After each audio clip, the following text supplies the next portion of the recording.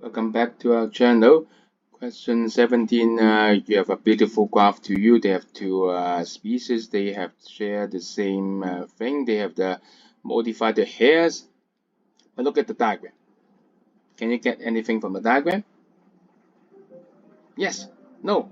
We can't get anything from the diagram. So just look at it. Okay, and then all the thing is in the question. The question, the most important thing is they do not have the same evolutionary origin. So three of them have the same evolutionary origin. One does not. So choose the one that does not. Okay. Which of them A, B, C, D show that they have the same evolutionary origin? Look at them. Adaptive radiation, yeah, just modification, okay. And what else? Homologous structure, yes, same. Evolutionary origins. How about A and B? Gradually again, diverge gradually.